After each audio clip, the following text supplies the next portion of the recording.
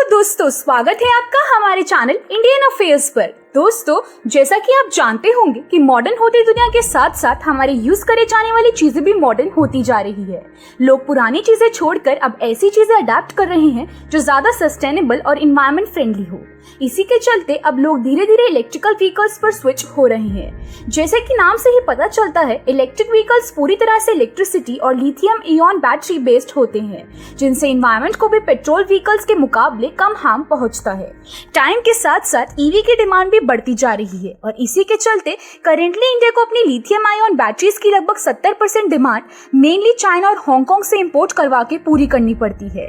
पर Arthur D little, जो कि एक मैनेजमेंट कंसल्टिंग फर्म है, उनके अकॉर्डिंग इंडिया को अपनी सेल मैन्युफैक्चरिंग को बूस्ट करने के लिए और रॉ मटेरियल्स को रिफाइन करने के लिए लगभग $10 बिलियन इन्वेस्ट करने पड़ेंगे, ताकि इलेक्ट्रिक व्हीकल्स की लिथियम आयन बैटरीज की डोमेस्टिक डिमांड 2030 तक पूरी हो पाए।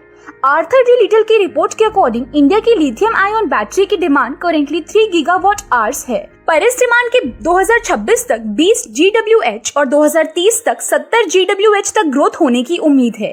रिपोर्ट में लिखा था कि 2030 तक लिथियम आयन बैटरीज की लोकल डिमांड को सर्व करने के लिए इंडिया को सेल मैन्युफैक्चरिंग कैपेसिटी में $10 बिलियन की अपवर्ड इन्वेस्टमेंट की जरूरत है और इसके साथ रॉ मटेरियल रिफाइनिंग कैपेसिटीज में भी कुछ एडिशनल इन्वेस्टमेंट्स करनी पड़ेंगी। इससे बैटरी मैन्युफैक्चरिंग और इसके रिलेटेड बिजनेसेस और सर्विसेज में 1 मिलियन या उससे भी ज्यादा जॉब अपॉर्चुनिटीज क्रिएट हो पाएंगी। इसके अलावा रिपोर्ट में यह भी मेंशन था कि इंडिया चाइना से एक चीज सीख सकता है कि वह चाइना की तरह पिछले डिकेड में अपनी ईवी बैटरी स्पेस को अग्रेसिवली एक्सपैंड किया है। चाइना ने ई मोबिलिटी में डोमिनेंट प्लेयर बनने के लिए अपनी सप्लाई चेन का हर एक स्टेज कॉन्कर किया है। इसकी डिटेल में बात करते हुए रिपोर्ट में लिखा था कि नॉर्थ में इंडिया के नेबर जो कि चाइना है, उनसे इंडिया को सीखना चाहिए कि रॉ मटेरियल्स का इंप्रूव्ड एक्सेस मल्टीपल वेज में कैसे प्रोवाइड करा जा सकता है, जैसे कि रॉ मटेरियल्स पर इंपोर्ट ड्यूटीज कम कर जो कंट्रीज रॉ मटेरियल्स के नेचुरल रिसोर्सेज में रिच है उनसे बायलैटरल टाइज इंप्रूव करके और इंडियन कंपनीज को वह रिसोर्सेज एक्वायर करने के लिए इनकरेज करके। इंडिया को बैटरीज का एक्सपोर्ट हब बनाने के लिए गवर्नमेंट और इंडस्ट्रीज को एक साथ आकर बैटरी की लोकल सप्लाई चेन को बिल्ड करने के लिए कोई तरीका निकालना होगा। दोस्तों, आपकी क्या राय है इस बारे में हमें कमेंट सेक्शन में जरूर बताइएगा।